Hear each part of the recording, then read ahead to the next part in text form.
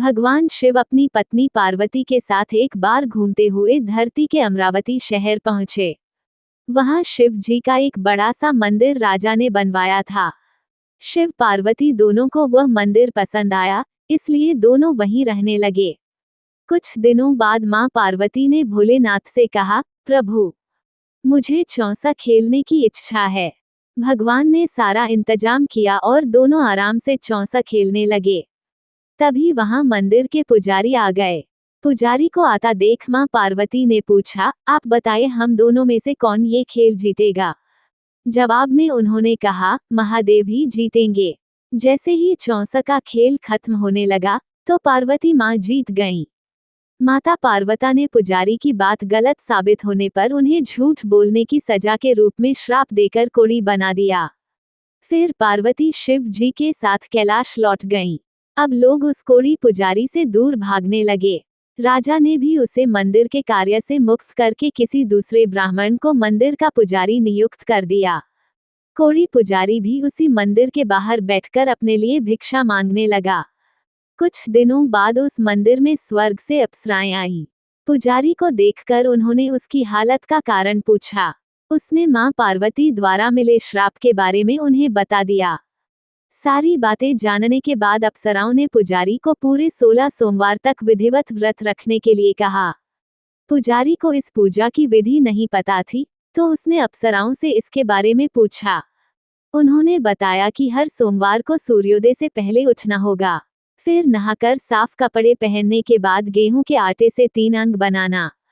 उसके बाद घी से दीप जलाते हुए गुड़, बेलपत्र, अक्षत, नैवेद्य, फूल, चंदन, जनेऊ लेकर संध्या के समय सूर्यास्त से पहले प्रदोष काल में भोले बाबा की पूजा करने के बाद एक अंग शिव शंभू को अर्पण करना और एक खुद ग्रहण करना। उसके बाद बचे हुए अंग को आसपास के लोगों में प्रसाद के रूप से बांट देना। इस तरह पूरे 16 सोमवार करने के बाद 17वें सोमवार को आटा लेकर उसकी बाटी बनाना। फिर उसमें घी के साथ गुड़ डालकर चूरमा तैयार करना। इसका शिव जी को भोग लगाकर इसे आसपास मौजूद सभी लोगों को प्रसाद के रूप में बांट देना। इस तरह से व्रत करने से भगवान शिव तुम पर प्रसन्न होकर कोढ़ की समस्या दूर कर देंगे। ये सारी बातें बताकर सभी अप्सराएं स्वर्ग लौट गईं। उनके लौटने के बाद पुजारी ने हर सोमवार को विधिवत व्रत और पूजन किया। 16 सोमवार पूरे करने के बाद 17वें सोमवार को सबको प्रसाद बांटते ही उसके कोढ़ की समस्या दूर हो गई। पुजारी के ठीक होने पर राजा ने दोबारा उस मंदिर में पूजा पाठ करने का जिम्मा उसे सौंप दिया। होते होते एक दिन दोबारा भोलेनाथ अपनी पत्नी पार्वती जी के साथ उसी मंदिर में पहुंचे। पार्वती जी ने जब देखा कि वो कोढ़मुक्त हो गए हैं, जो उन्होंने पुजारी से पूछा कि ऐसा कैसे हुआ। जवाब में पंडित ने उन्हें 16 सोमवार व्रत करने की अपनी कथा के बारे में बताया। पुजारी की बात सुनकर मां पार्वती काफी खुश हुई। उन्होंने भी 16 सोमवार व्रत रखने की ठान ली। इसके लिए मां पार्वती ने पुजारी से पूरी विधि जानी और अपने नाराज बेटे कार्तिकेय को वापस पाने के लिए नियम से व्रत करने लगी। 17वें सोमवार को जब उन्होंने सबको प्रसाद बांटा तो उसके कुछ दिनों बाद ही कार्तिकेय लौट आए। उन्होंने मां पार्वती के पास पहुंचकर पूछा, माता, अचानक कुछ हुआ कि मेरा सारा गुस्सा ही खत्म हो गया। क्या आपने कोई उपाय किया था? जवाब में पार्वती जी ने 16 सोमवार के व्रत की कथा सुनाई। ये सुनकर कार्तिकेय को भी 16 सोमवार का व्रत करने का मन हुआ, क्योंकि वो अपने मित्र ब्रह्मदत्त के दूर जाने से दुखी थे। माता पार्वती से 16 सोमवार व्रत की विधि जानकर उन्होंने परदेश गए अपने दोस्त ब्रह्मदत्त की वापसी की मनोकामना के साथ व्रत शुरू किया। पूरे 16 सोमवार व्रत करने और उसके विधि विधान से समापन करने के कुछ ही दिन बाद कार्तिकेय का दोस्त लौट आया। वापस आने के बाद ब्रह्मदत्त ने कार्तिकेय से पूछा, आखिर ऐसा क्या किया तुमने कि मेरा मन बदल गया? मैं बिल्कुल भी वापस आना नहीं चाहता था, लेकिन एकदम तुम्हारा ख्याल आया और मैं लौट आया। कार्तिकेय ने भी अपने दोस्त ब्रह्मदत्त को 16 सोमवार व्रत की महिमा के बारे में बताया। इसके बारे में जानने के बाद ब्रह्मदत्त ने भी व्रत रखना शुरू कर दिया। व्रत खत्म होते ही वह अपने दोस्त कार्तिकेय से विदा लेकर यात्रा पर निकल गया। दूसरे नगर पहुंचते ही ब्रह्मदत्त को पता चला कि राजा हर्षवर्धन ने अपनी बेटी गुंजन के विवाह के लिए स्वयंवर रखा है। राजा की प्रतिज्ञा है कि उनकी हथिनी जिस भी लड़के के गले में माला डालेगी, वही उसकी बेटी से विवाह करेगा। उत्सुक होकर ब्राह्मण भी महल पहुंच गए। वहां कई सारे राजकुमार थे। उसी वक्त हथिनी ने अपने सूंड में माला उठाई और ब्रह्मादत्त के गले में डाल दी। राजा ने अपनी प्रतिज्ञा को पूरा करने के लिए ब्राह्मण ब्रह्मादित्य से अपनी बेटी का विवाह करवा दिया। शादी के बाद ब्राह्मण से उसकी पत्नी ने पूछा, आखिर आपने ऐसा कौन सा अच्छा कार्य किया था कि हथिनी ने सबको छोड़कर आपको मेरे लिए चुना? ब्रह्मादत्त ने उसे 16 सोमवार व्रत के बारे में बताया। राजकुमारी ने ये सब जानने के बाद अपने पति से विधि पूछकर व्रत करना शुरू कर दिया। व्रत के समापन के बाद उसे एक सुंदर सा बेटा हुआ, जिसका नाम गोपाल रखा गया। गोपाल जब बड़ा हुआ तो उसने अपनी माँ से पूछा, आखिर मैं आपके ही घर पैदा क्यों हुआ? कौन सा शुभ कर्म आपने किया था? गोपाल को उसकी माँ गुंजन ने 16 सोमवार व्रत कथा सुनाई। गोपाल ने भी शिव भगवान की महिमा जानने के बाद बड़े से राज्य को पाने की चाह में 16 सोमवार व्रत रखना शुरू कर दिया।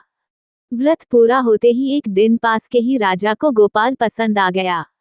उन्होंने अपनी बेटी मंगला से उसकी शादी करवा दी। कुछ ही दिनों बाद उस राजा का देहांत हो गया। अब गोपाल ही पूरा राज्य संभालने लगा। गोपाल ने भगवान शिव को धन्यवाद कहते हुए दोबारा 16 सोमवार का व्रत रखा। इसके समापन के दिन उसने अपनी पत्नी से सभी सामग्री पास के शिव मंदिर तक पहुंचने के लिए कहा। मंगला ने खुद जाने के बजाय पूजा की सामग्री कुछ सेवकों के हाथों मंदिर तक पहुंचा दी।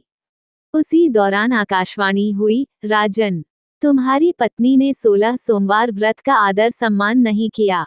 अब तुम उसे अपने महल से तुरंत निकाल दो, वरना तुम्हारा सब कुछ खत्म हो जाएगा। गोपाल ने अपनी पत्नी को अपना आदेश न मानने और भगवान शिव के अनादर के लिए महल से निकाल दिया। अब वो भूखी प्यासी दर दर भटकने लगी। उसे जो भी सहारा देता, उसका सब कुछ चौपट हो जाता था। एक दिन उसने एक बुढ़िया की सूत की गठरी को छुआ तो सारा सूत हवा में उड़ गया। फिर उसे एक तेनाली ने रहने के लिए घर दिया तो उसके सारे तेल के मटके खुद ब खुद टूटने लगे। ऐसी मनहूसियत को देखते हुए हर किसी ने उसे अपने यहाँ से निकाल दिया। अब उसकी कोई मदद नहीं करता था। प्यास के मारे जब वो किसी नदी के पास पानी पीने के लिए पहुंचती तो वो नदी सूख जाती। फिर एक दिन वह जंगल में पेड़ के नीचे छांव पाने के लिए बैठी। उसी वक्त वह पेड़ सूख गया। देखते ही देखते सारे हरे भरे पेड़ सूखने लगे। कुछ देर बाद वो एक तालाब में पहुंची। वहां का पानी जैसे ही उसने छुआ उस पर कीड़े पड़ गए। ये सब देखकर वो हैरान हो गई और उसी कीड़े वाले पानी को उसने पी लिया। भटकते भटकते एक दिन रानी पुजारी के पास पहुंची। उसे देखकर पुजारी समझ गया कि इसके साथ कुछ सही नहीं चल रहा है। उसने रानी को मंदिर में ही रहने की इजाजत दे दी।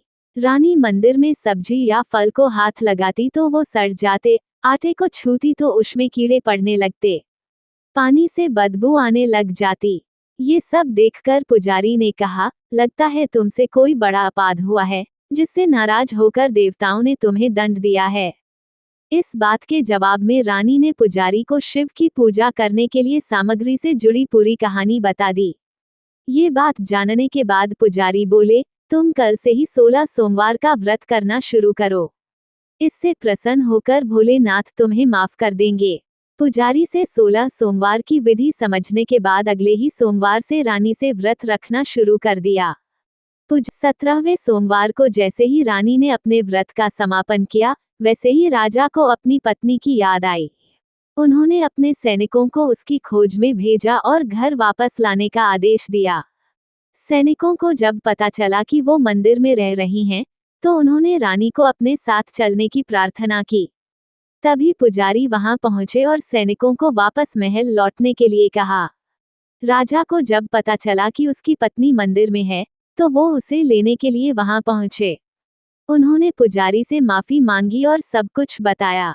पुजारी ने भी कहा कि ये सब भोले का प्रकोप था, आप अपनी पत्नी को ले जाइए। राजा और रानी के महल पहुंचते ही वहां खुशियां मनाई जाने लगीं। खुशी के मारे राजा ने पूरे नगर में मिठाई बंटवाई और ब्राह्मण व निर्धनों को खूब दान दिया। अब रानी महल में भगवान शिव की पूजा और 16 सोमवार का व्रत रखते हुए खुशी खुशी रहने लगी।